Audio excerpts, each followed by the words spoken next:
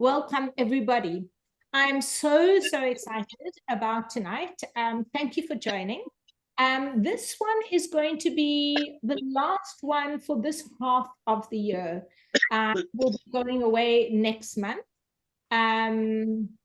So I'm so pleased that you could join, and then I'm going to be coming back the end of August and we will resume. So before we get cracking, I would like, I suppose what I must do is just ever so quickly press mute. And when I press mute, Sammi and Claire, please unmute yourselves. So there we go. Okay. Done. Okay. And Claire, are you on? I'm there. Oh, there you are. Okay. So again, a hearty welcome, everybody. Nice to have you in my kitchen. And we have two incredible guests this evening that I'm so excited for. I must tell you, it took 4 years for me to kind of be brave enough and to share this topic with the general public, because for me, I've been fascinated with psychic abilities since I was a little girl. So since I was a teenager, found any book that I can and read about the topic. My favorite thing by far would be to go and have a reading more than to go and have a facial. So without further ado, a hearty welcome to Sammi and Claire Reid. Welcome, ladies. Thank you, and thanks for having us together. And I'm sure it will be entertaining because it really is the crazy Reid sisters. I mean, like I say, your surname really says it all. And I mean, so doof, but last time I saw you and I was busy writing down your surname and I thought, oh my God, it's amazing how everything is connected. You read, so. Yeah, we read, and it really is. I mean, I remember many years, and we'll give him a bit of, we'll give him some airtime. But Carl Wasty really thought I was joking with him at one event one night when I said what I did as living, and then when I told him my surname, he's like, "You're bullshitting me," and I'm like, "No, I promise you, that's my surname." So I think it's there. I think so it is really. So thank you for the time and the space. For sure, absolutely. I'm so delighted. So. Tonight is about mediumship. Sammi channels, and I've been blessed enough to be able to go to Sammi a couple of times.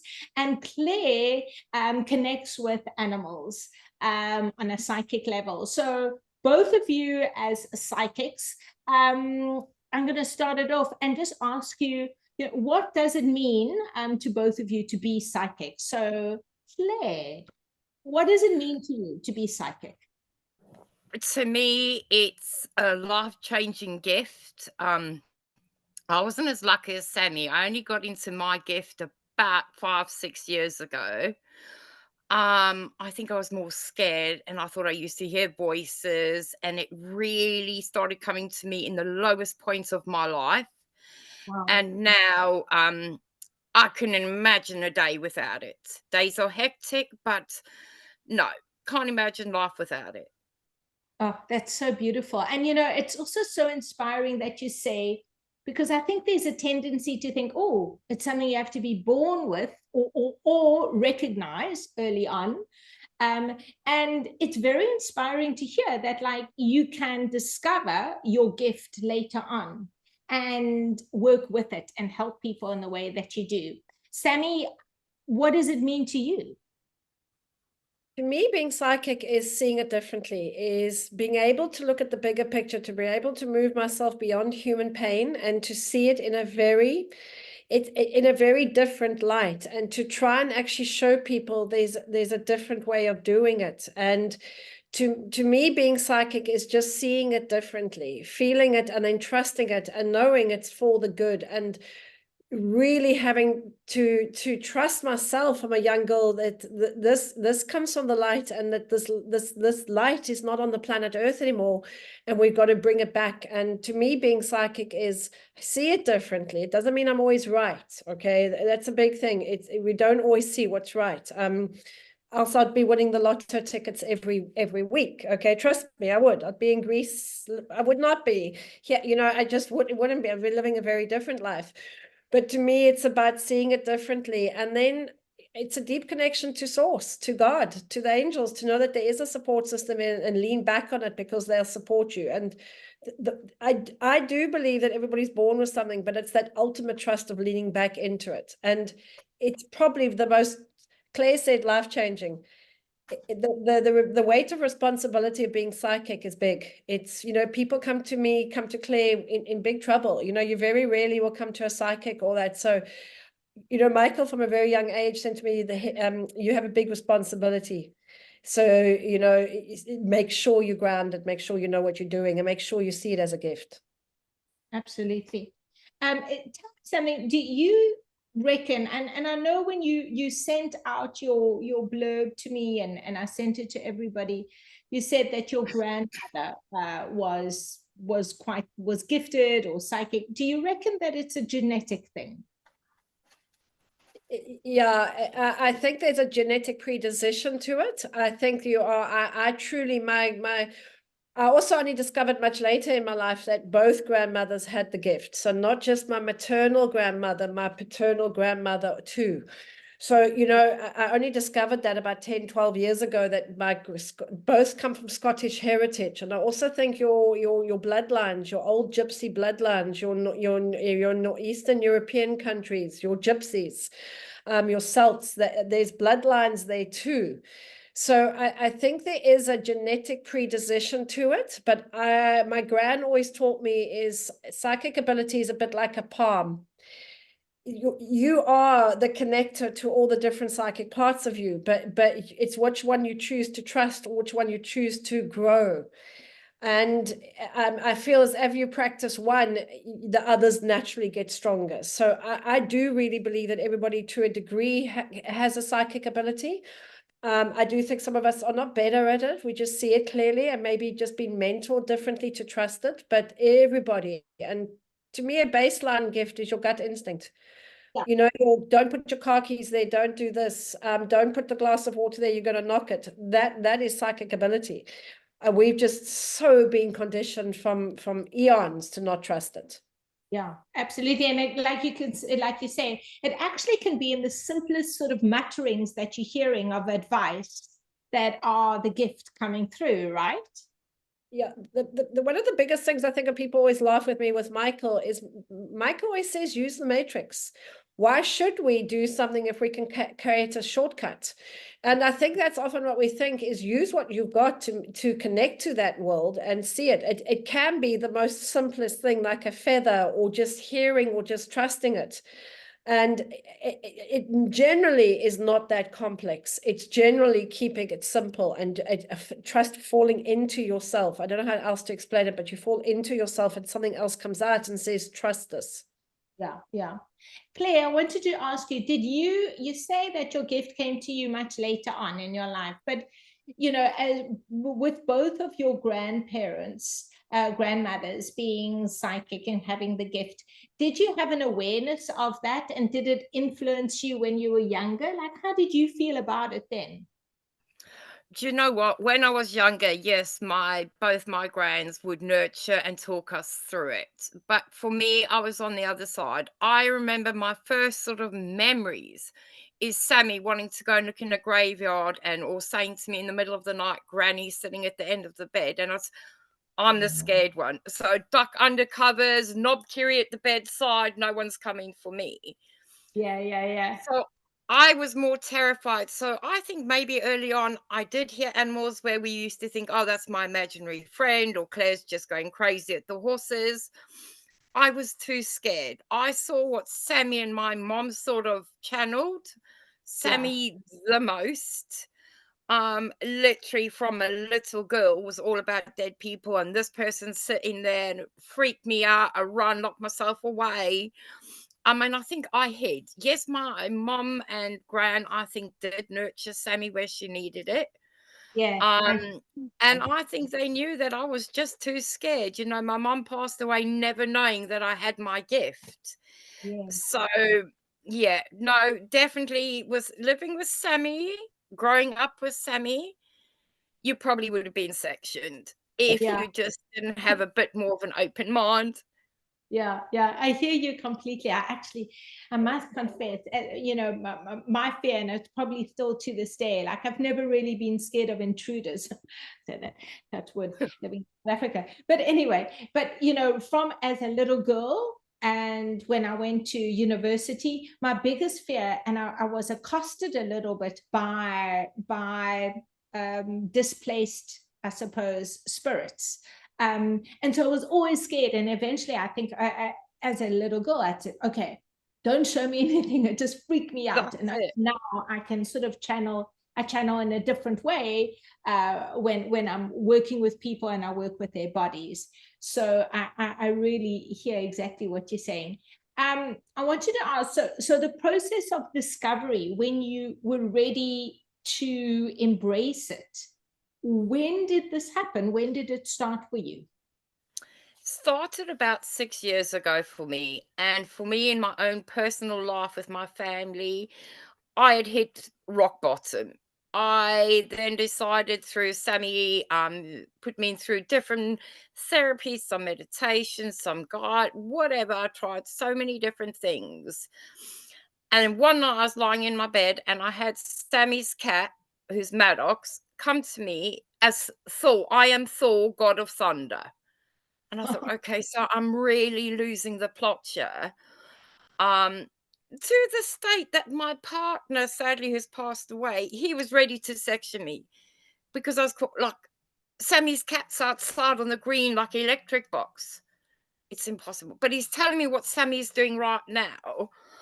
And I remember phoning Sammy the next day and we'd gone through a few things. And she said, actually, Maddox had done ABC in the time what I had said.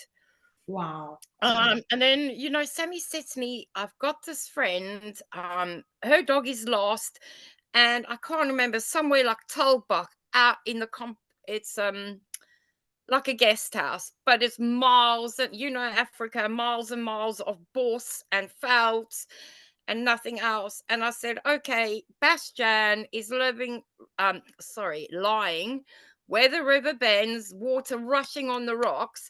But be careful, he's right paw. He shows me sore.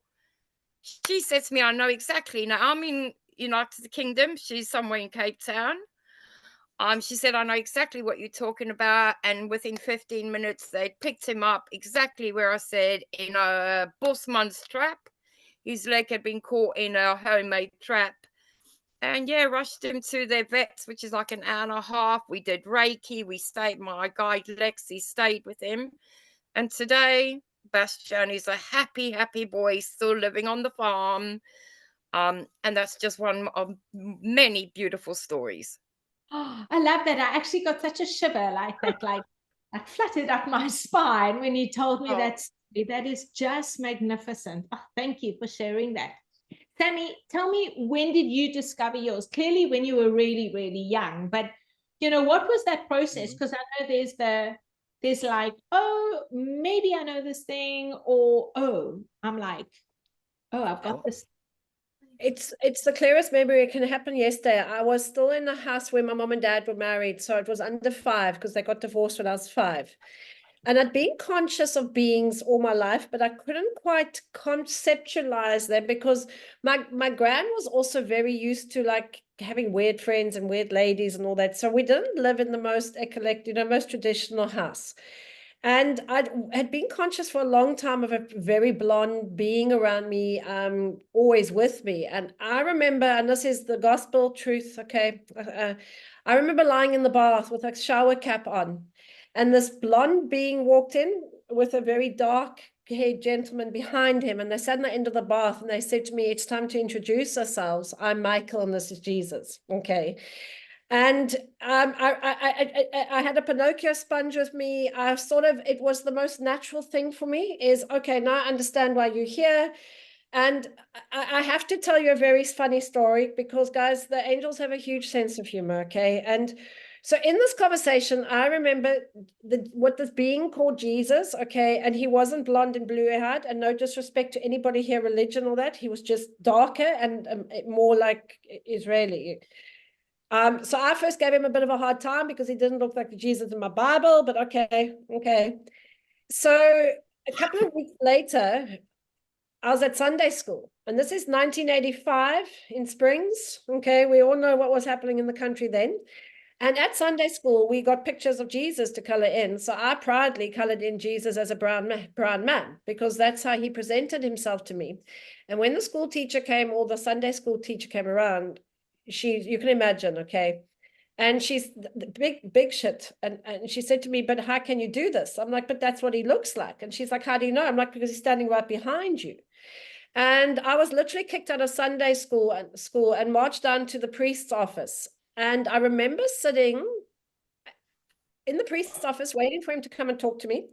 And I remember thinking my little legs didn't go over the edge of the chair. You know, when you're so small that you sort of, you're not adult enough for them to go over. And I remember thinking, yo, this place is a bit scared of somebody like me for seeing something that's true. And it was a mission to start actually realizing, there's something wrong here. But it really was in the bath, about 5 years old, where Michael introduced himself, and he's like, and you know, at that stage, it was the most natural thing. So I just then thought, well, I'm just extra special. That's amazing. I love that. I love that. I've got to ask, what did he say? You know, Elaine, I got probably one of the biggest hidings from my grandmother. She didn't often give us smacks, okay?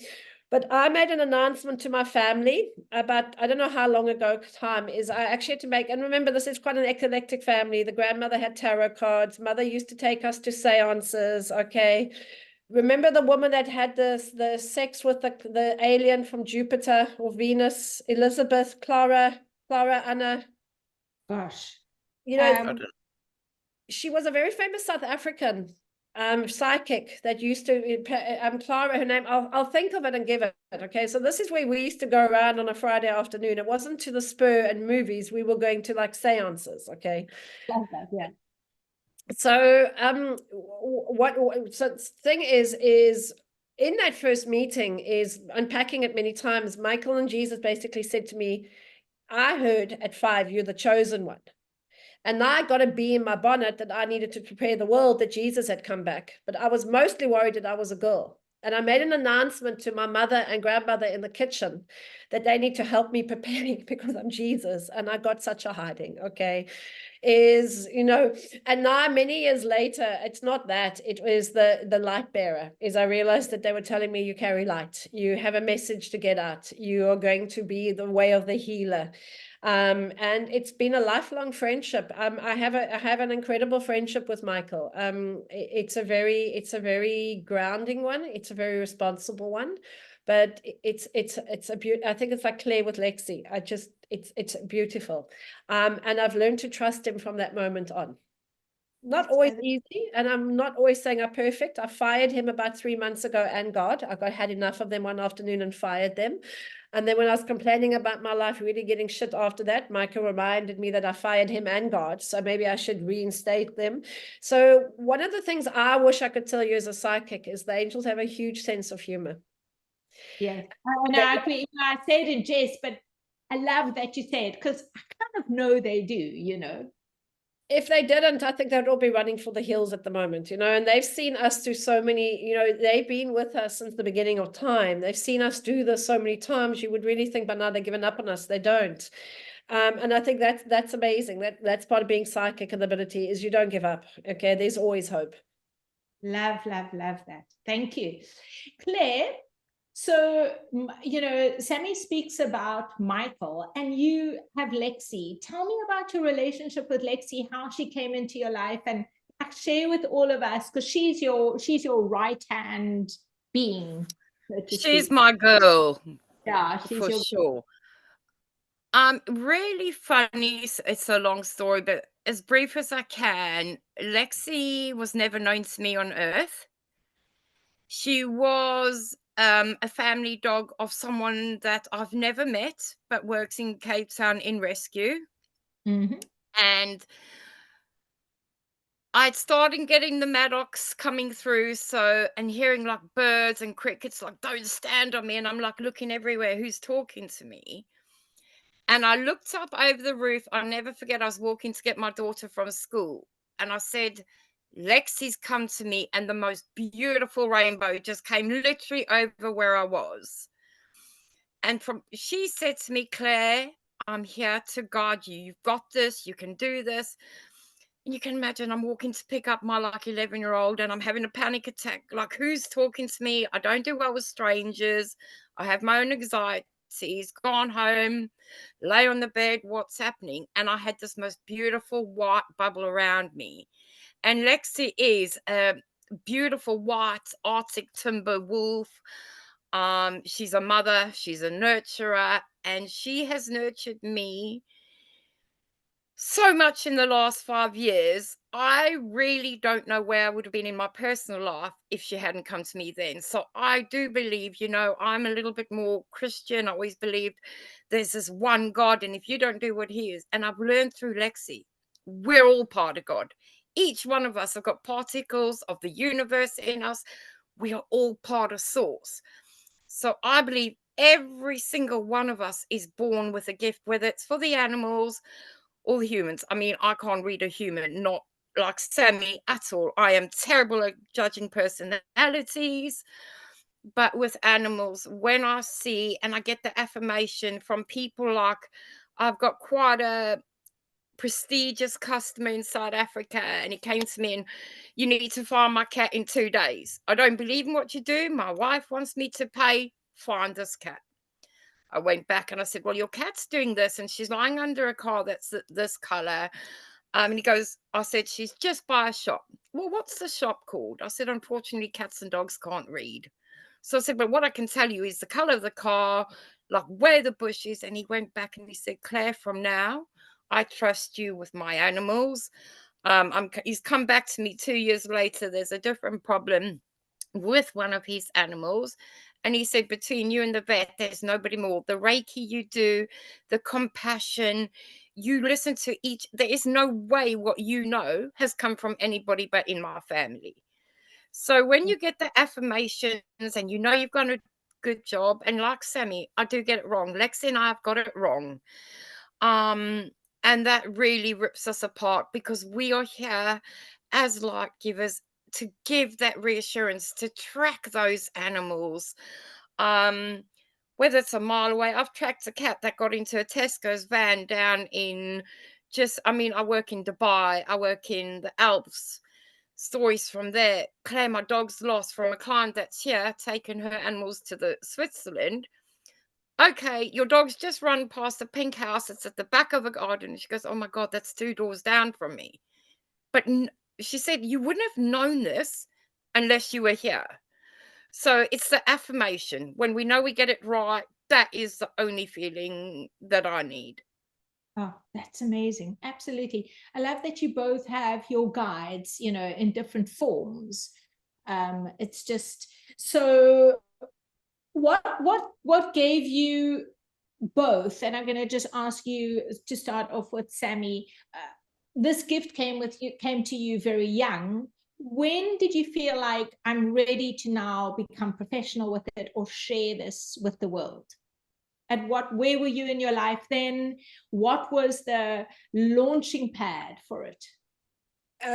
My Saturn return at 30. So really sort of, it sounds crazy, but I fought it. It sounds crazy. I fought it. I didn't like it. I abused it a little bit in my 20s. I would speak to the right person at the job. You could see people's auras, but it scared me. And then at my Saturn return, about 2 years before my Saturn return, I started to have Micheal coming back quite strongly and starting to really say to me, you've got sight, you need to use it. And I was very stuck in corporate. I had a big corporate job, was earning well and had no reason to. And around my Saturn return, I was basically told I was earning too much commission and had to get out. And my lifestyle changed overnight. And the only thing I knew I had was the reading. And then at 36, I had some really big life changes. I had some big losses. And I had also, it's funny enough, a skeptic. I always love the skeptics a little bit, because I want to be challenged in my job. I want to know that it's not me. It's never me. It's not me. And my sister, I think, will agree. If Micheal decides not to talk to me tomorrow, I'm fucked. Okay. I would have to go and actually, I don't know. I can do coffee. I would have to make coffee. Okay. So what it was, with a deep depersonal lying on the floor questioning everything about you is I had a skeptic who turned around to me and said to me, you've got something, you need to do something with this. And it was literally at 36, so 13 years ago, that I really took it up a notch and started to trust it. And it wasn't, you know, what I also realized between 30 to 36 is this is a gift that you can't sit on. If you don't, I don't know, if you don't, light must come through you. Light can't be stored. So if you don't share your gift and your light, you don't get replenished.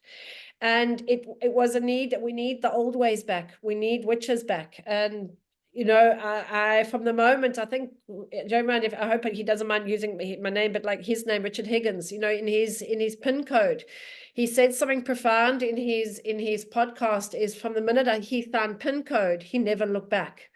The minute I found the angels, I never look back. I'm not saying it's always been easy. It breaks me on a daily basis. You deal with big pain. But it's light has to grow. And the more I follow the light, my instinct, the more the light grows. And you literally do leave then the golden footprints of what I do believe in source energy. Jesus is, when you know better, do better. Beautiful, beautiful, beautiful. It was through it, I think, you know, I think it's through, and I personally do not think that witches need to be, I don't think we should have this power up into our 30s. It's too powerful.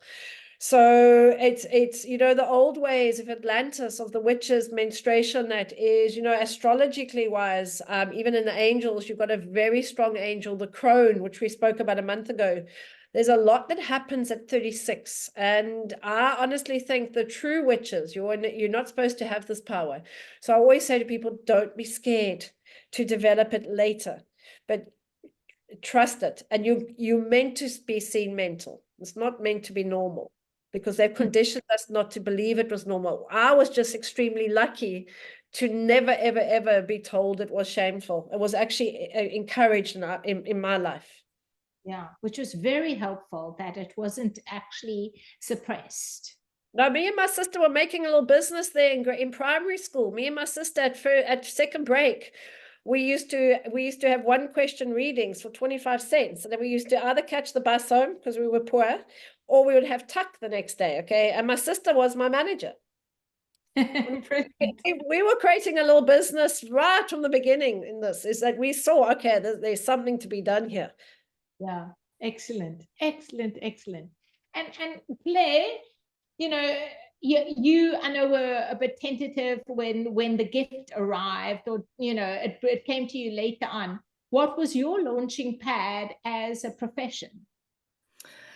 As a profession, I think Sammi has always had my corner. And I mean, we'll laugh, but from a child, I'm the one that always disappointed. I was the one that was naughty. Sammi was always on a pedestal. Sammi was head girl. Sammi was perfect. Sammi was thin. Claire was naughty. Claire would do this. So I was always so worried about failure, and I didn't want to go. And Sammi said, we can do this. You know, we tried a few. She had done things with her animals and said, okay, so tell me what's happened. I said, okay, you've done this with Pluto today, all this. Sammi had my back. And if Sammi and Lexi didn't, I was like, no, what if I let someone down? My biggest fear is failure. And I've always got to explain, but this is why I do this. And when I say I'm going to do this, but here's the proof I've done this, it's just life lessons. I always had to prove, because I was such the little rebel. The times I did things well, no one would believe me. So for me, Sammi having my back and saying, Claire, I'll put my whole business on the line, because what you can do is the gift.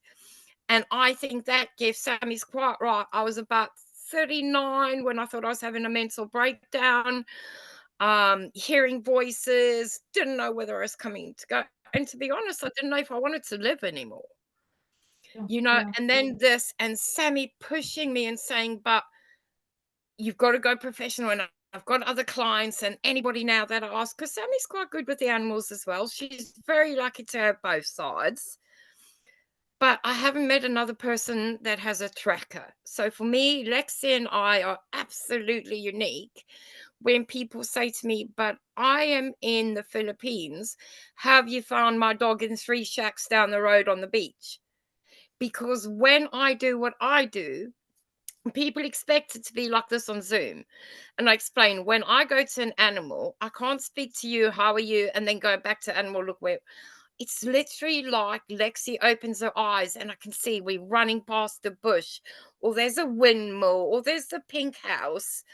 So same as Sammy, if Lexi said to me tomorrow, I've had enough, I have tried a few other doggies, God bless them.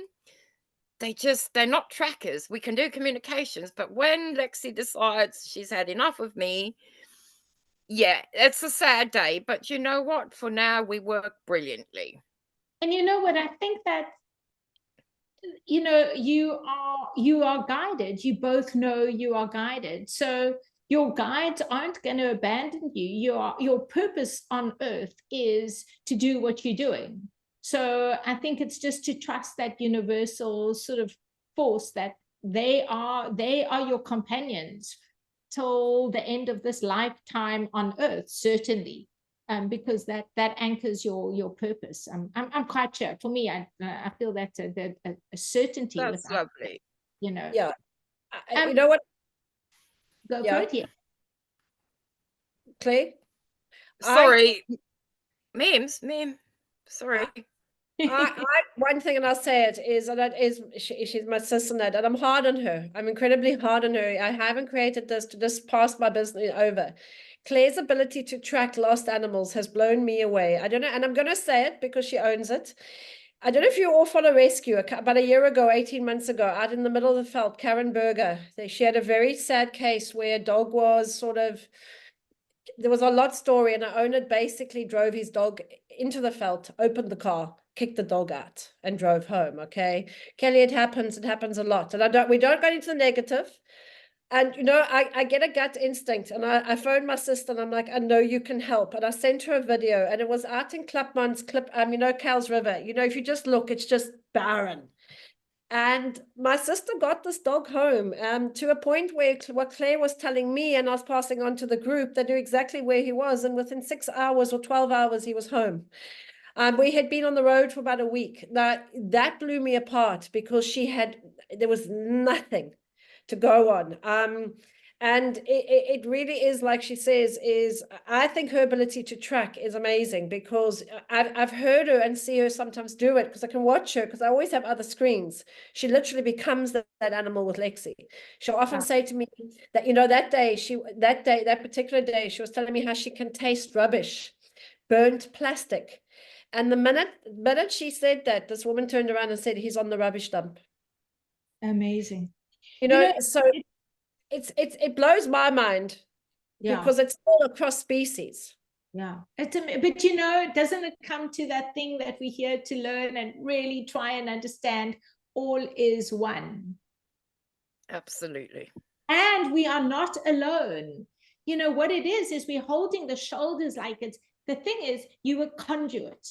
And as conduits, like, just like you said earlier on, lean into it, because know they're big hands on top of your shoulders, holding and supporting you. And I think if we like move forward with any skill we have, I mean, your gifts, the two of you, are phenomenal and rare than most, but we do nothing alone, nothing. And, you know, I remember when I was, I sidetrack a little bit, but just to, when I was working in film, I was teaching painting, and I owned it. You know, I was really good at it, and I did these advanced paint techniques, but I was like, I owned it as if it was mine. There was a lot of pressure and whatever. And then I started teaching yoga much later on in my life, in my 40s. And I didn't teach with owning it. I was just a conduit. It was such a different way. And the relief of like, so I never really know what's going to come out, because I just have to be a really good conduit. So I think like as channelers, we have to like make ourselves just available and healthy and available to download that information so that it comes through. But that relief of going, oh, I'm not alone, you know, like I don't do this in you know, solo. So I kind of feel when you say that support that comes through. Yeah, Elaine, if you could just, and I have not have a living memory of ever being alone in a room. My strong thing is, I don't know if you'll ask, but my strongest gift is clairvoyance, but the one I lean on is clairaudience a lot, because what you see is not always what you get. And I've never had a pee alone. I've never been able to walk in the garden alone. There's always somebody talking to me or something that. But when you realize that we are so close and so connected, and we have so much support, that, the power that Micheal can pull on this planet Earth's guardian, the power that the universe has is beyond. And if it's literally just leaning back into it. The support you get is so much more than that leaning back. And what I always like working with Micheal, specifically, I know Lexi with Claire, is they keep us humble. Micheal has always kept me humble. This is not me. I just switch it on and off. It's like a radio, or it's like tuning in. Yeah. And, on that note, exactly, because that's what I'm sure we're all curious to hear about.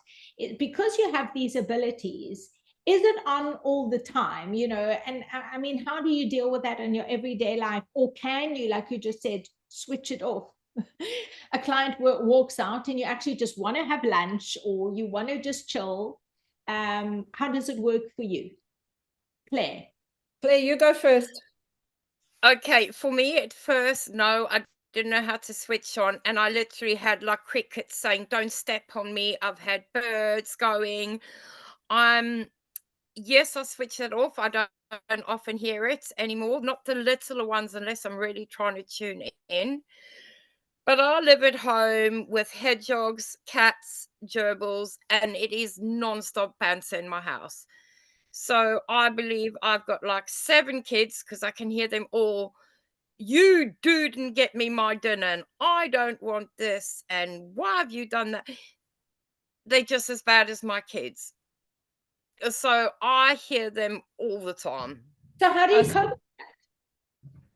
I just think I'm going mad half the time. I do know what I do to my human children, and literally, no, I can't be bothered. I'm not listening. Get on with it. Go and have a shower. Get out the house for 5 minutes. Because sometimes it's like a farm. Everyone says to me it's a menagerie, and it really is, yeah. It's brilliant. It never to me it switches off. No, you can turn it down like a radio, as you learn, think about when you're watching TV, or sometimes you can sometimes tune it into the background. But I've never had a pee alone. You just don't, but you do learn, because else it will gobble you up. And I think all of us, we come into it, we abuse the power a little bit. I think anybody who sits and says they don't manipulate it a little bit, or I was very, very, very clever in matric. I used to ask Micheal what the matric papers were, and then just spot check that, and then walk away with good marks. Okay. I mean, I own it. I mean, if you're going to have a gift, you might as well. I have tried to go to the casinos and count cards, but been chucked out of Grand West. Okay. So I think we all do have to go through a bit of a process, but I don't know. Claire also, it never switches off. It gets quieter, but it doesn't switch off. Yeah. I would imagine, like all of us, we have to find our toolbox for stillness. And most people are finding their toolbox for stillness to tune in. You ladies have to find a toolbox to tune out a little bit. And almost like just to have that quietness, just restore your cells a little bit. That's such an interesting sort of.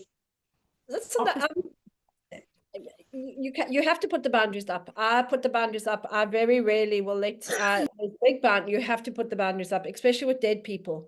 Dead people have no moral. The angels are respectful, and there is often a give and take.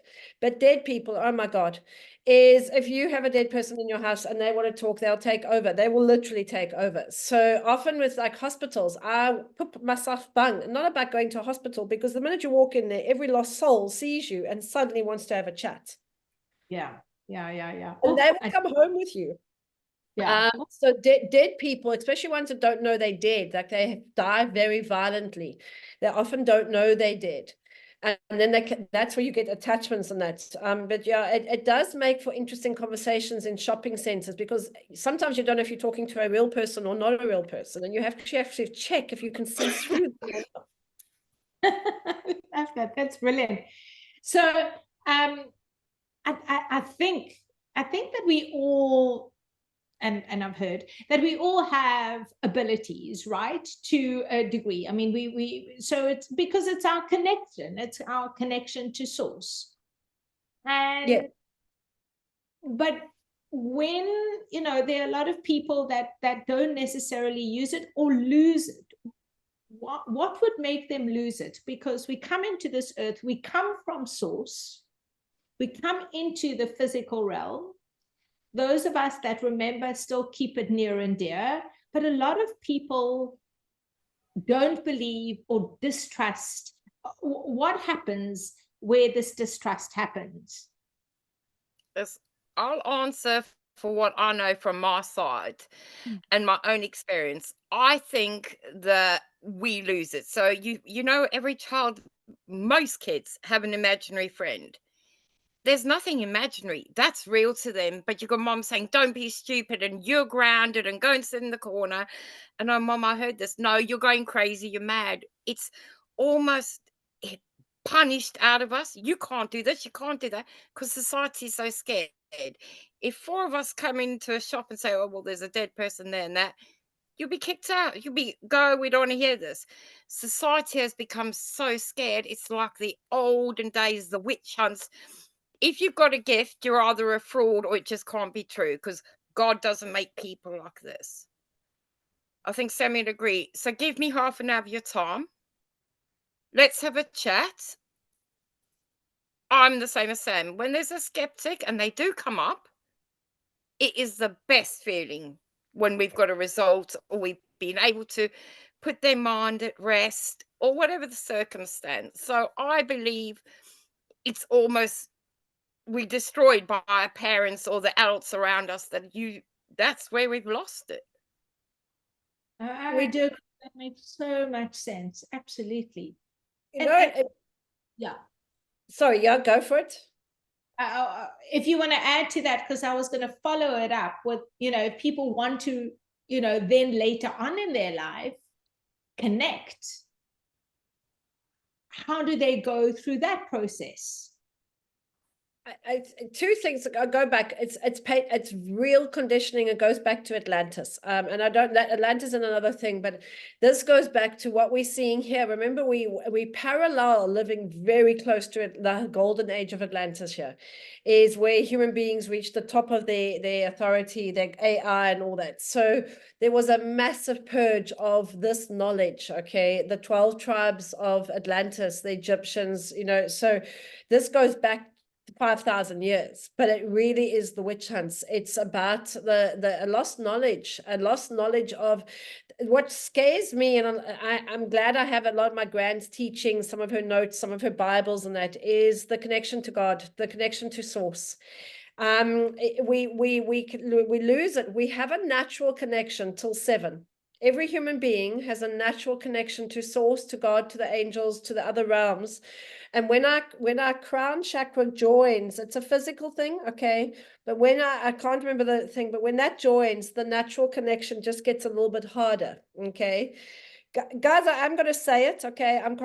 Thing is, there is a big, we push a lot for confirmation, and confirmation is because we actually take holy water and close the pituitary and the crown down. Okay, it's quite, if you look into it, and this is another controversial subject, we'll talk about it. I'm not taking anything away from religion or practices, but there's been a big hunt to close our third eye, to close our crown chakra, because if we are disconnected from God, we're disconnected from our own power, and then we're fucked, guys. And this is what's happening at the moment. We're disconnecting from source. And I'm not religious, never have been, never bought into it, used to really fight for people because Jesus ain't, but I have the greatest respect for God and order of law and Mother Earth. You know, if you ask me who my religion is, with Mother Earth.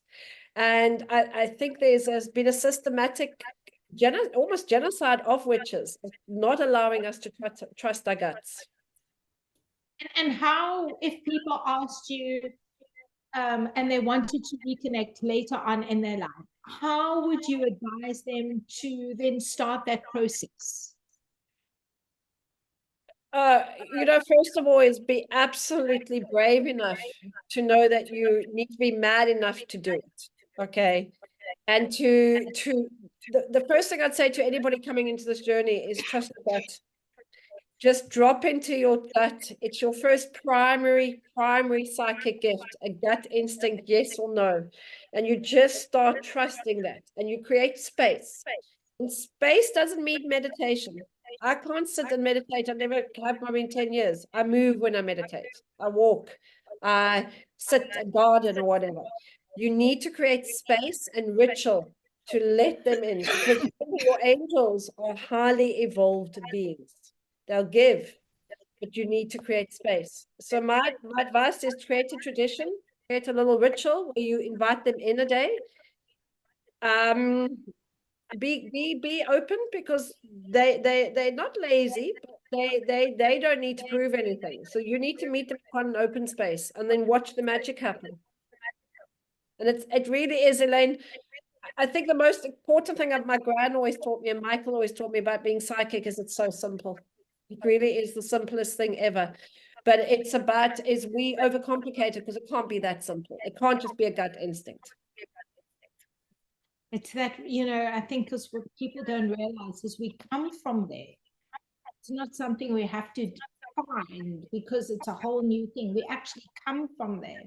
We are part, this is another conversation, but we are part of the divine. We are so privileged to be on planet Earth at the moment as it goes through its massive shift. Then I am, and I'm sure my sister backed me. I'm so grateful that I can actually be psychic in this time, see past it, and help, really help.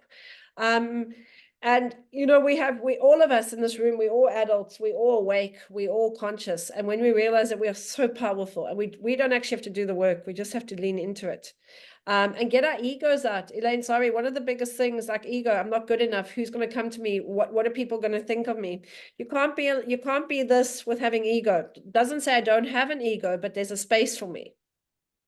Because it also, I think what it does is it says to source, the guides, the angels, I don't trust you. So that's why, that thing of like, don't act small, don't squander your gifts. It was that poem by Marianne Williamson. Yes. And then Eva repeated it very eloquently. But, that acting small and squandering your gifts, because we come in here, we were given things. So do what it is, shine them. Like, it's arrogant not to. It's, Michael, what scared me in my early 30s, he said to me, if you don't use it, we'll take it away from you. And that freaked me out more than the choice of staying small freaked me out more than the choice of growing out, because not having him around scared me. And it really was. He said to me, Sam, the gifts, if Father Christmas only has X amount in his pocket, if you're not going to take this gift, people would this is special. And I was always scared of it, because I was nervous. I knew I wasn't a gypsy. You're going to win the fortune, or you're going to meet a tall, dark stranger. I don't think I've ever said that in 20 years of reading. Okay. And if I do, please shoot me. No, that's not, so I was also very scared, because I knew for a little while that what I was getting was not the lotto numbers. So, I also had to get my ego out, that I was not going to be the fortune teller. And I'm not knocking fortune tellers, but not that is, it's really, if you want to connect as you get older, is let the ego out. And ego stands for edging God out, edging greatness out. And our ego would love us to be small and not connected. I would love you all. I always say to clients, I love them when I haven't seen them for a long time, because it means that they are connected to their angels. They are being supported. I love that. That's so true. Lovely. I wanted to ask, so I know that there's different Claire. According to the senses, I know there's auditory, there's sight, there's, I think, even smell. Claire, can you get us started as to what they are? Okay, with me and with Lexi, it depends. If we're just going, you've contacted me, you want to check in how your cat's doing. I always would send Lexi ahead. She makes sure that cat is healthy, it can talk. What people do laugh at all over the world. Every single animal I've come, whether it's the wild earlance I've spoken to on the side of the road for game rangers, or whether it's a cat in the house, they all speak English. You will go to places and they've got the proper accent, like we've got Dubai, and sometimes they say like the German or the Swiss, but there's always a dialect, and Lexi will explain that to me. So with Lexi, I'm different a little bit to Sammy. I have to sit, I close my eyes. Once she's found the animal, I can then open my eyes. I can tell you whether it's raining. I can tell you whether there's a barbecue. I can smell. I can taste. I can see. The only thing I cannot do is like with the lost animals, and I think I've said it before, animals cannot read. So when I look at a sign, unless it's something traditional, we all know worldwide what Coca-Cola is. So I'd say there's a Coca-Cola, a shop with a big banner of Coca-Cola.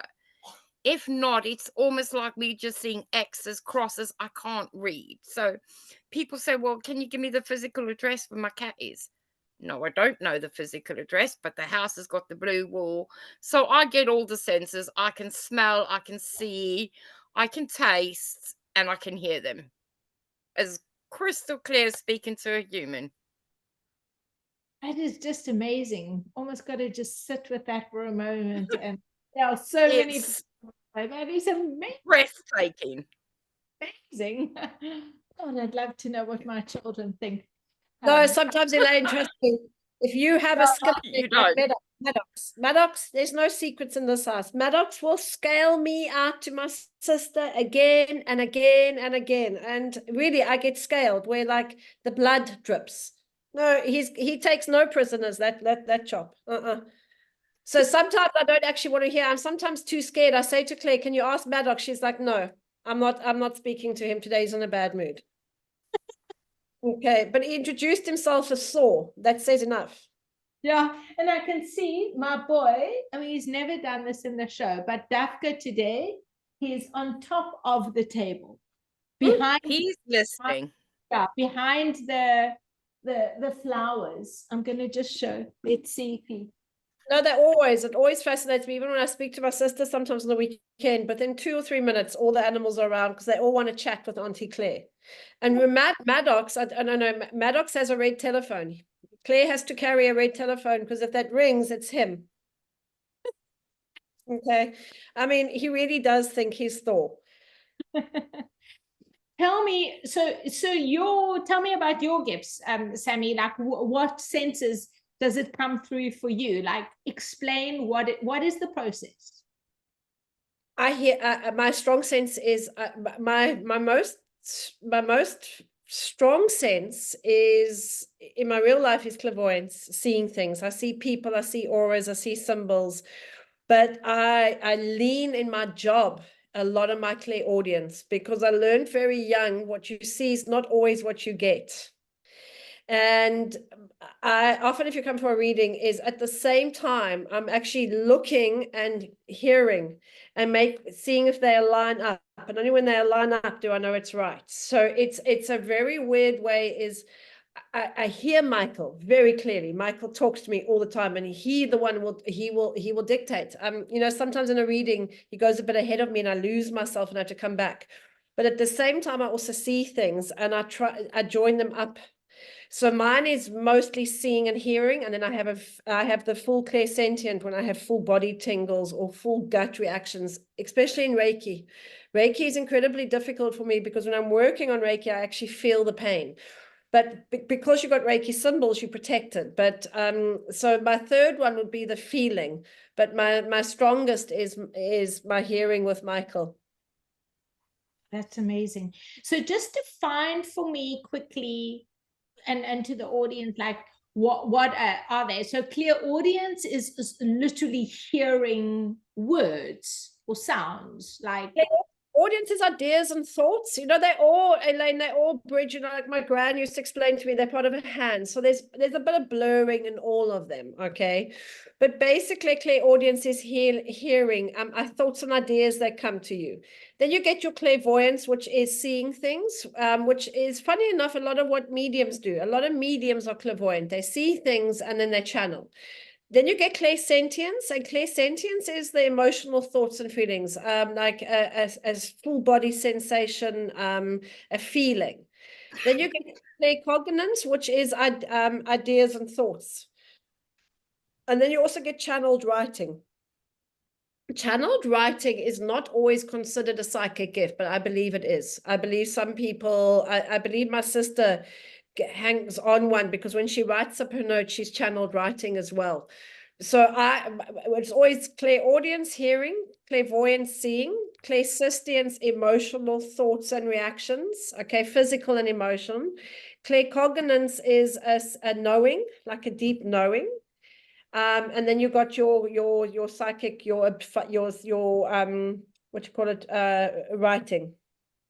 Okay, which must have been Neil Donald Welsh. That's what he explains. Yeah, yeah. And I truly believe that everybody has one that is stronger. Even with my students, I try to teach them in the beginning, don't always, I'm glad, in a reading, I'd probably only lean on my sight 20%. I lean a lot more on what I'm hearing, because hearing the color blue and seeing the color blue could be something different. Oh, I understand that completely. Yeah, and break it down, because now I can define, where mine leans into more. Yeah, one of the big psychic gifts is when all of us, and I believe, because Michael's thing is, you do something and you get a full body tingle, or you get like a tremor down your spine, or your hair stands up on end. That's very much that clairsentience, an emotional reaction. A lot of people feel it around dead people. Remember, when you deal with dead people, you're dealing with cold energy. Dead is dead. Okay, it's not taking anything away from the soul. And a lot of people will feel dead energy. And I feel, you asked about it, is fear is a big conditioning. Fearing them, because when our angels fear, or spirit, or whatever you want to call them, fear, they step back because they don't want to scare us. So those, I've never seen a spook like in Sixth Sense, okay? I've never seen a spirit running around with half his head off, even if he's had the most traumatic death. And sometimes you can see them in mediums, sometimes you can see body straight after. I've had one or two experiences where I've had dead really at the same impact of somebody. I don't want to mention names because I don't want to go legal, but a very famous sports star who sort of killed his girlfriend on Valentine's Day. She ended up in my bed that night. It freaked me out. I woke up with this very beautiful blonde full of blood in my bed, and I didn't know what to do with it. And only the day later did I realize who it was. Okay, so in absolutely passing, you can sometimes be a conduit. But the next day she was already, and it's only happened to me twice, but for whatever reason, God knows. But often 99% of that is the trauma is experienced on this side, not that side. So the soul and the body stays intact. Yeah. I think fear is from those movies. The first time I remember seeing Michael as for a long time is I also nearly shat myself, because they do come to you at 2:00 in the morning and sit in your bed and say, how's it? Yeah, that's how I was like, as a kid, because I used to astral travel, and I just was like, no. There I was flying over Sea Point, and I was 4 or 5 years old. And I had I think just as I remember holding on to a little beam, it was just like something to hold on to. And I looked down and I said, no, fuck, this is just too much. Yeah. No, it's, and then what we had is, I had a grandmother would say, okay, no, I'll leave mom, we'll lock mom out, you go a bit deeper for 20 minutes. I mean, there was no hope. Amazing. I have one more question I just wanted to ask Claire. Can you tune into domestic animals and wild animals? I mean, have you been asked to do that? And is there a difference? I have been asked a few times in South Africa by game rangers. Also, a friend had an eland that had got out on the main roads, and speaking to them is no different speaking to my little cat right next to me. A little bit, some of them are, I always say, they almost like most animals are like speaking to about a 5-year-old. So it's a little bit broken English. And like Sammy says, they might tell me something and I'll tell you, your cat really likes blue. And you'll say, but actually, if she likes a purpley or something, I am wrong sometimes. I'm seeing through Lexi's eyes. Lexi never gets it wrong. When Lexi and I fluff up a little bit, it is always the human part because I'm jumping the gun saying, okay, so we know this, so this must have happened. And then I've given a bit of wrong information, and Lexi's always like, you never learn. You don't trust your own gut. You never learn. You've got to learn to slow down. So, but it is, Lexi is not, whether it's a little frog, as I said, I have done some really weird and amazing ones out there. I'm very lucky. I have met so many different animals in different countries. Amazing. What a fascinating life. I just absolutely love hearing this. This is definitely for me like the best. Good. All come outside. I mean, it took me 4 years to get there, but like, thank you everybody for coming and listening. And I know they're as enthralled as I am. If you ladies don't mind, I would love to open it up to the public and ask you to unmute yourselves and ask questions if you're open to that. Absolutely, no worries. Yes, so please don't be shy. This is such a unique opportunity. So wave your hand, unmute yourself. We're very blessed to have the two ladies in the house. The Twisted Sisters. The sisters in the house. So who wants to start it? Tere. I see you unmuted. Oh, would you like no, it's okay, don't worry. You gotta, you know what, you make me so proud. You make me so proud. It's gotta be. But I know you, that's why it's different. I know you both. It's okay. Universe says questions. Anybody? She's shy. Trust me, Teresa's not normally shy. No, Teresa's not shy. Anybody? Robin? Who else? Marky? Anybody? Heidi? I can see you in the house. Have you ever had some like a spirit follow you home or something like that? And then how do you get rid of them or tell them to go away? Sorry, your name was? Michael. Michael. Oh, I love it. I love it. Anybody with a Michael, I love. Okay, so you get like go and pass. Michael, you don't mind if I go a little bit, is how my gran and how Michael taught me a bit is energy follows energy, a bit of evil eye. So spirit, if you are slightly connected, the dark, it's a bit like a blackjack. My gran always explained attachments to me a bit like a blackjack, is you go through life and you go through a field and you go through it and you're going to pick up a blackjack. Is if you don't clear that blackjack or pull it out and you go through that next field the next day and the next day, at the end of the week you might have 10 blackjacks on your shoulder. You're going to soon have a hole in your fabric. Okay, so for the real, what we would understand as demonic attachment, or that Michael reckons it's not really happened. Your soul has to be very dark for a demon to attach. But you will, I can tell you, I've even found Michael once in a swamp naked and brought him home as a 23-year-old. I mean, you're never going to find Archangel Michael naked in a swamp. I mean, for God's sake, Sam. But Michael, how you clear it is be very conscious of that routine. Regular saltwater baths, incense, burning light. I have symbols. I personally like the Star of David as a huge big protection, because it engages two big laws of Jesus: as above, so below, and as within, so without. So generally, if you are anybody who's a light worker at the moment, and team, I don't want to be a down on this one. Planet Earth is in a very precarious place, and there is a big falling here for us to not have our light. So the best way, the easiest way is clean your aura regularly. Sage it, incense, candles, salt water baths, symbols, being in nature, and prayer. You know, just ask Archangel Micheal to protect you. I don't move. I do rituals in the morning and the evening, and I put myself in a big Star of David and put big protection up. But they will follow you home. I always, if they see the light and they see something, it's like a blackjack, it will attach. You just got to unattach it. When it becomes an issue, and Claire will remember, I once picked up a poltergeist. It was great fun for a little while. Okay, ask Claire. We had pictures. It really was a bit crazy after he died. It was a bit crazy. Okay. But that's the only time poltergeist, if you don't remove attachments, they can become bigger. And that's when you get poltergeist activity. And that's when you start having shit happening in the home. Hauntings. Yeah. Wow. Well, thank you very much. Yeah. Michael, at this time in planet Earth, any human being who is awake, you need to be cleaning your aura regularly. Mhm.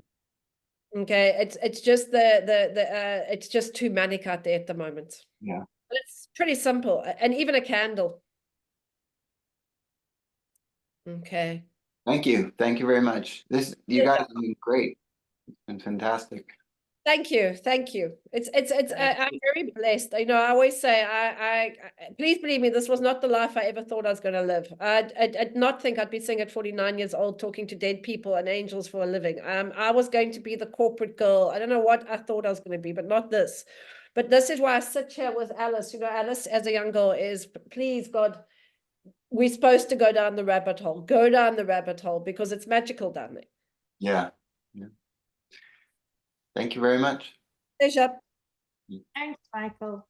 So on that, I did an Aurosoma course many years ago, and I've always connected with color. But you just say to keep your aura cleaned and cleansed, and for protection. I always heard that wrapping oneself in silver or visualizing silver around your auric field is a helpful protection color. What do you think about that? It brings in the ascension flame of Saint Germain and what came back to us in 1985. In 1982, we petitioned Source, or the Galactic Council petitioned Source, God, to bring light back. So around 1985, go all back and look at where you were in 1985. It was the big awakening. It wasn't 210, it was 1985. And this is also, if you want to, there's a Galactic Council that governs this planet. They let the silver flame of transmutation come back through Metatron, Sandalphon, and Saint Germain. So silver is the ultimate flame of source. So, you know, if you look at infections, you know, it's colloidal silver, it fights infection at a very deep source. So it's a very deep protection. Elaine, not all people can hold the silver flame. Can pop your head out too. It can pop your, yeah, Kelly, you feel, we're talking about silver flame and I want to die and you dying. When the minute you call the silver flame in energy, you should all be feeling a massive peak of energy, okay? It's often, it's not the color I would always turn to because it can be so clearing and burning. And Michael, I would love to know what your aura is doing, but you probably find you burning a little bit. Interesting. It's interesting because I must say I'm really comfortable with silver. I've kind of like used it for a long time, so. Yeah, so then work with Saint Germain. You know, Saint Germain is an incredible master, and then your world is, we really did. Sandalphon and Metatron went to petition God and said, you know, that they sort of suffered enough without the light, because the last time we saw the light was at Atlantis about 5,000 years ago, where we so self-destructed that God said we can't carry the light. So really is from 1982, but 1985 is where a lot of light came back. I remember being a young girl with my grandmother sneaking tarot cards. She wasn't able to the cops used to come in often to the house, and there was often shit at the house on a late Friday, all that. I have living memory of my grand being arrested for having tarot. Wow. That's the early 80s. The cops in the yellow vans used to come regularly to Broome Street. You remember that room, Miriam's room? My gran had a witch's room that I loved. My sister was terrified. Yeah. Amazing. Yeah, and that's within living memories. So that, you know, only around 1985, and then again the big shift in 2010. when that big next lesson came through. And we're going through it again now. You know, now astrologically, is, if you just, sorry, I'm going totally off topic here, but we are going through the same shift energetically we went through at 2012. Go back and think about where you were in 2012, going through the same shift. Yeah, it's huge now. It's huge. I mean, without a doubt, without going back to 2012, one can feel it is massive. Yeah, we really are. I'm so excited for the next way. Is, you know, the angels, one thing, they don't give up hope. But please also believe me, Michael will also turn around and say to people, you're going to sink your boat. And, you know, I think here we've got a real good chance to row ourselves out of the shit. We just need a lot more light workers. We need all of you in this room to trust your gut. Because if you, it's going to be madness. Please believe me, most of the stuff is going to be plot, but the more you do that, the more you connect to source. And it takes so little light to push darkness out. So little. It's the candle in a dark room. A big match in a dark cave, okay? And the more we have people who just start to trust it and realize they took this away, this is a birthright to me. This is a birthright to be connected to God in whatever, into source, is having a gut. He didn't, you know, what I always find fascinating is that he sent you down with a guardian angel, not a cheerleader. Yeah. So you got a guardian angel to connect to you, but now some church tells you you're evil because they talk to angels. I'm like, okay, they're scared of this connection, because if we connect to that, we realize how powerful we are. Yeah, for sure. For sure. So yeah. I love that. I wanted to ask each of you. So Claire, just as I want to see, is anybody else in the house brave enough to ask a question? Everybody's listening eagerly, which I love and appreciate. The three of us do. I think I should say the five of us do. Anyone want to ask any questions? Yes, Ellen. Unmute yourself. Oh, good evening. Hi. Thanks for the Hi. interesting introduction again. I would like to ask if you can probably share some insights about seeing aura and basically what that means. What do you actually see? Claire, don't you take it from an animal point of view? Yeah, from an animal, it's not about the aura for me. It's what I need a picture of. Like, for me, I channel through the animal's eyes. Lexi will go and find through the eyes, and I channel everything through Lexi's eyes. I don't have the auras, whether I'm dealing with domesticated pets or even a pet that's passed away 10 years ago. Everything comes to me through Lexi's voice and through her eyes. So Ellen, for me, aura is a bubble around you that I can only see about 7 layers, okay? And so I know psychics who can see up to 20 layers, okay? I don't want to see 20 layers of your shit all the time, okay?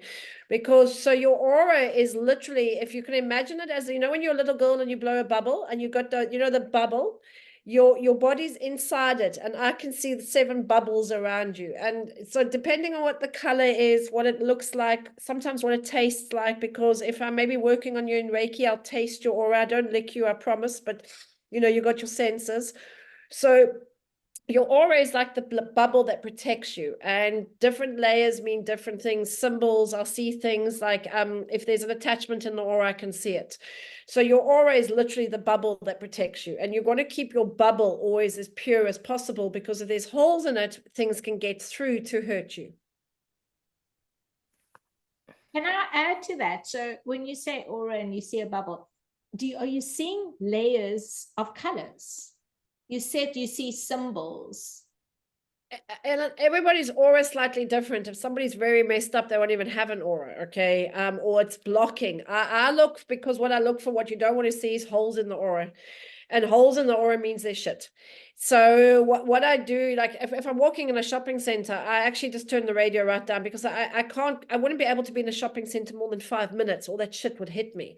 But in a client, and that when they hear, I look for it, because your aura is actually very much like a rainbow. Think of it as a rainbow. There's very declined lines, because you've got an emotional aura, you've got a physical aura, you've got a metaphysical. So if you start seeing shit in the third line, to me, the third line is always huge emotional, huge abuse.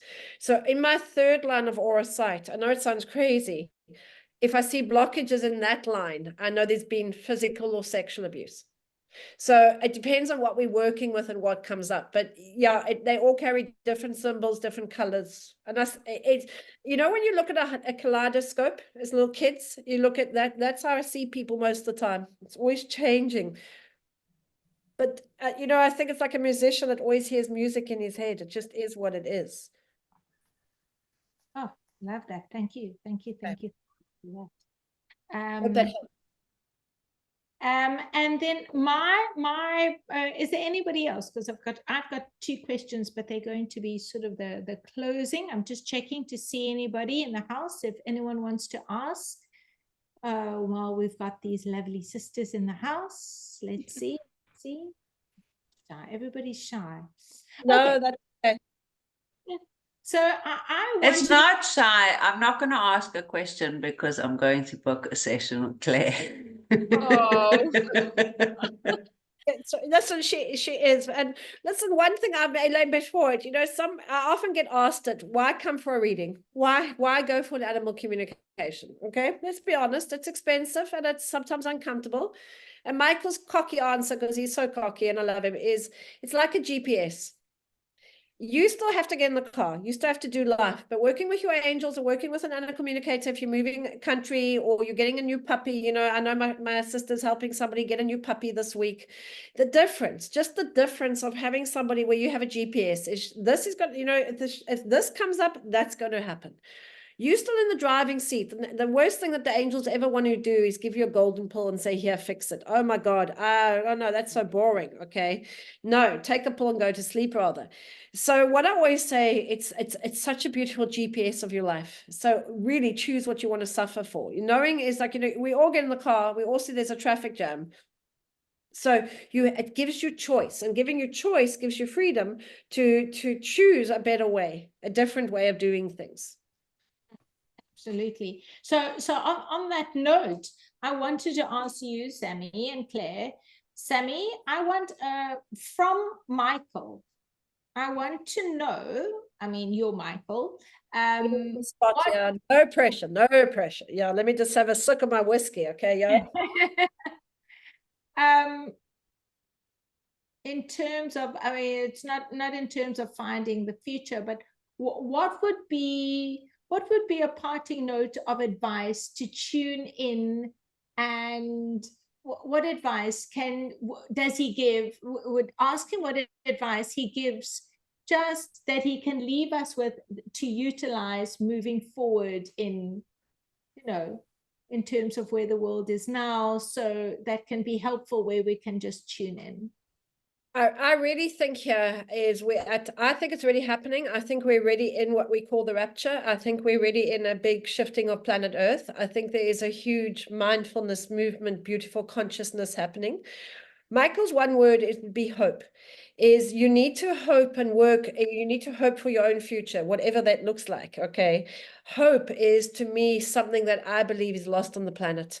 So to me, if you ask Micheal to give you, is hope. I hope this year I'm going to buy my first home. I hope this year I'm going to see we must plant seeds of hope. But it's the hope of what world do you want to create. So I'm very aware what's happening in the world. The world is in a dark space. Okay, I'm aware of it. I get angry with it. I get frustrated with it. But I also know I make a difference. So Michael's big challenge here, guys, is to stop being zombies. Get messy. Get passionate. Get involved in something that lights you up. And hope for a better future. If that means you're planting a veggie garden, or you're educating somebody, or you're being kind, is hope. And I would say hope and get messy. The way to fix it where we are right now, we're going to have to get very messy, very human again, very dirty, knees deep, dirty gardening, helping each other. So, and sense of humor, guys. I really spoke to one of my best friends this afternoon and said, you know what, my last session this afternoon broke me. I don't often cry after a client, but this one I had to sit and cry. And, you know, people are so brave. They're so beautiful. They're so willing to face their truth. Okay. That gives me hope.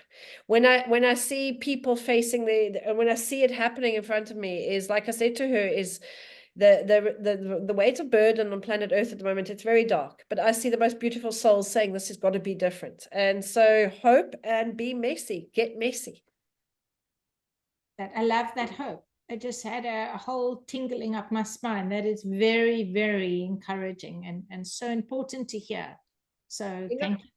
Yeah, you know what, Michael's arguments, one of the arguments I ever had with him as a young girl, and this is the things, is he said to me, how do you know, and I know it's out there, he's like, how do you know when Pes opened Pandora's box, and you know, it said all the good flew out and only hope was left. He's like, how do you know that all the bad flew out and only hope was left? You know, that's been always Michael's teaching, is how do we know, you know, maybe Pandora's box had all the evils out and it's out. He's like, Angel, the one thing I know from years is the one thing that sets the universe apart is hope. Absolutely. Yeah, it's just gorgeous. I absolutely love that. Thank you, Sammi. Thank you. Pleasure. Thank you for the space, and thank you for everybody listening and letting the Twisted Sisters take over. Sure. I want to ask just a parting question for Claire. When you sort of have your private conversation with Lexi, and you know, if you ask Lexi, what advice does she give us, you know, to the human species? She's helping us and is obviously on Earth to help and guide us. What comes from her? I'm first going to agree, definitely. Lexi is just a ray of hope. When you get a case and the dog's been, a little Jack Russell's been lost in Tolbach Mountains for 20 days, no sightings, and Lexi finds him, she gives me the hope.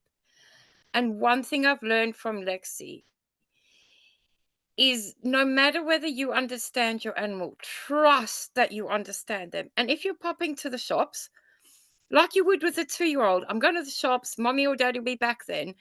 They understand every single word. Doesn't mean they're going to listen to you. They're like normal kids. They will rebel. They'll do what they want. But just trust your gut and trust the animal you have with them. They are family members. And I'm just going from the abused dogs I've worked with, Sam, in townships. It doesn't matter, the dog gets fed once a week by a very poor owner, doesn't go on the walks. That dog is so loyal to that owner because he does get food once a week. For my kids, if they don't get 3 meals a day, they probably eat me alive. But every animal adjusts to their situation, you know, and it could tell, like Sammi says, you come away from some chats and I sit and I cry and I think I don't want to do this anymore. How can a dog be loyal that's beaten by the neighbor but they are loyal? Trust you and trust your animal. Talk to them like you would talk to another human because they do understand. Beautiful. Thank you so much. Ladies, this has been an absolute honor. I mean, I'm just so grateful that Claire, you agreed to Sammi telling you to come on because that's how it went. Absolute pleasure. It was the best evening. And I know that there are a lot of people in the house that are going to want to get hold of you both. Some of them have already got Sammi's details from last month when she was on. Claire, if you're open to that, I know there are many people already, there are 3, I know, that want to be able to get hold of you.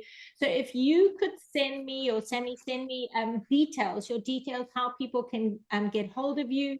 And I will send out a WhatsApp to everybody in the morning. So from me and everybody else, just thank you so much love, and thank you to not just the 2 of you, but to Lexi and to Archangel Micheal. Just so grateful. So thank you, and really we thank you to Michael and Lex, and I use Lexi lots too. That poor girl, she doesn't get much rest from Auntie Sammi either, with all the waifs and strays. You know what's amazing? Any animal I send across the Rainbow Bridge, which unfortunately in rescue we can, okay, because they are faced worse than death.